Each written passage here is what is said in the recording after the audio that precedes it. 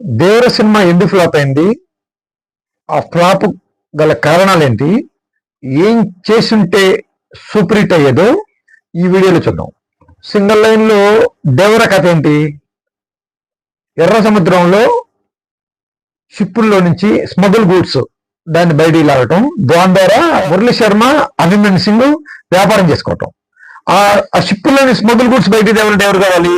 Junior NTR, Saif Ali Khan ఒక వర్గం ఉంటారు. వీళ్ళందరూ కలిపి ఒక వర్గం, ఒక ఊరు. వీళ్ళు మాత్రం షిప్పుల్లో ఉన్నటువంటి గూడ్స్ ని దొంగతనాలు చేసి బయటికి తీసుకొస్తుంటారు.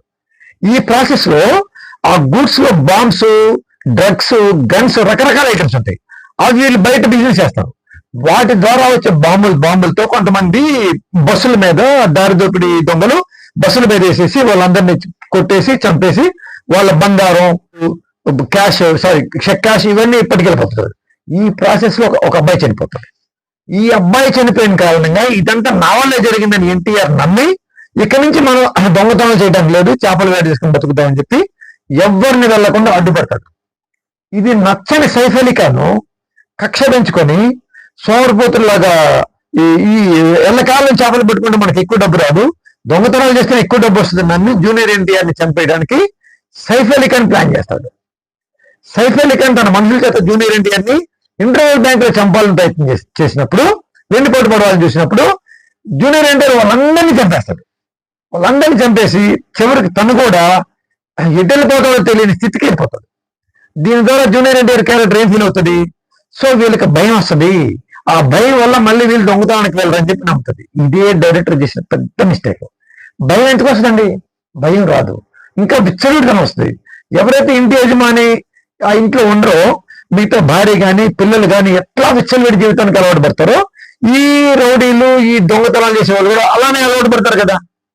ప్లస్ దానితోడు క్లైమాక్స్ లో చిన్న ఎన్టీఆర్ పెద్ద ఎన్టీఆర్ని చంపడం చూపించాడు.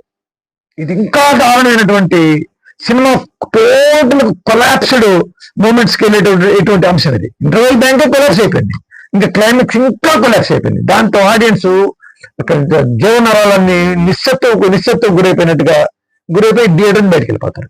ఇప్పుడు ఇది ఎలా చేస్తే హిట్ అవుతుందో చూద్దాం. ఎన్టీఆర్ ఎర్ర సముద్రంలో షిప్పుల్లో దొంగతనం చేయటం మానేయటం వల్ల నష్టం ఎవరికి? మురళీ శర్మకి, అభిమన్యు సింగ్ కి. వాళ్ళకి వేల కోట్ల రూపాయల నష్టం వారికి. కానీ సైఫ్ అలీ ఖాన్ నష్టం లేదు కదా.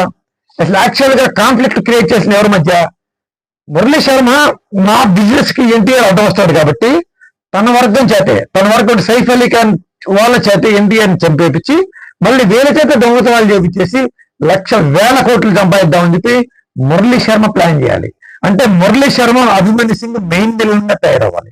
అప్పుడు వాళ్ళు ఈ సైఫ్ అలీ ఖాన్ ని పట్టుకొని మీరు ఎన్టీఆర్ని చంపేసేయండి, మీకు ఇన్ని కోట్లు ఇచ్చేస్తారంటే అప్పుడు సైఫ్ అలీ ఖాన్ వాళ్ళు కుట్రపూరితంగా, దుర్మార్గంగా, అనైతికంగా ఎన్టీఆర్ని చంపేయడానికి ప్లాన్ చేయడం వచ్చినప్పుడు జూనియర్ ఎన్టీఆర్ సైఫ్ అలీ ఖాన్ ని, తన వర్గాన్ని ఒక్కొక్కరు గుద్దవగలు కొట్టి ఒక్క ఎపిసోడ్ లో వాళ్ళందరినీ నేలమట్టం చేసి వాళ్ళల్లో ఒక పశ్చాత్తాప పరివర్తన క్రియేట్ చేసి మళ్ళీ సైఫ్ అలీ ఖాన్ వర్గాన్ని తన వైపు తిప్పుకొని వాళ్ళ మురళీ శర్మ బిజినెస్ కి పూర్తిగా అడ్డుపడే విధంగా ఎన్టీఆర్ క్యారెక్టర్ ఉండాలి. అంటే ఏంటి ఇక్కడ సినిమాకి ఎప్పుడు కూడా positive sentiment, negative sentiment. Saif Ali Khan ఎవడు? తన వర్గం. Positive sentiment. తన వర్గాన్ని ఎలా తీసుకోవాలి? తన దగ్గరికి తీసుకోవాలి, వాళ్ళ పరివర్తన తీసుకోవాలి. అది కూడా ఒక్క ఎపిసోడ్ లోనే జరగాల. కంటిన్యూగా మన ఛత్రపతిలో రాజమౌళి సెకండ్ హాఫ్ మొత్తం అన్నదమ్ముల మధ్య వివాదం క్రియేట్ చేసి పరమ చెత్తగా సినిమా తీసినట్టుగా కాకుండా ఒక్క సీన్ లో ఒక 10-15 నిమిషాల్లో తన వర్గాన్ని పెట్టుకోవాలి. తన వర్గాన్ని సైఫ్ అలీ ఖాన్ తన వైపు తిప్పుకోవాలి.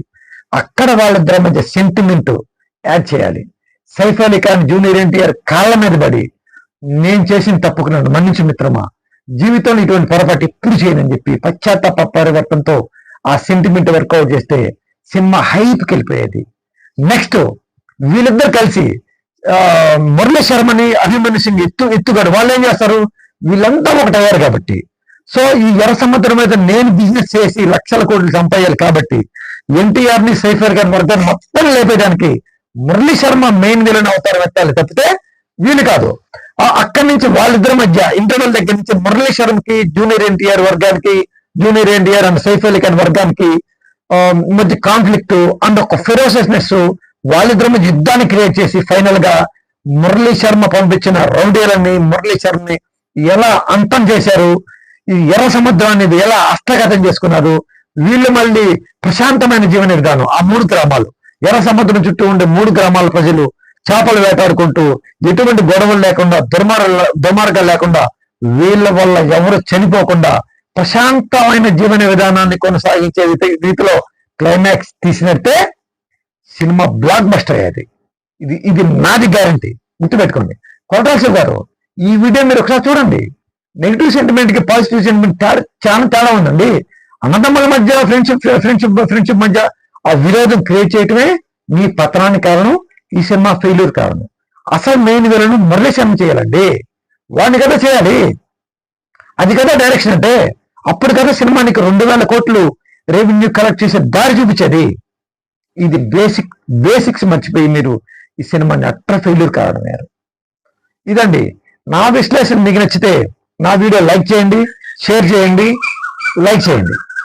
మరో వీడియోతో మీ ముందుకు వస్తాను. బాయ్ బాయ్, మీ నాగు పర్వతరెడ్డి.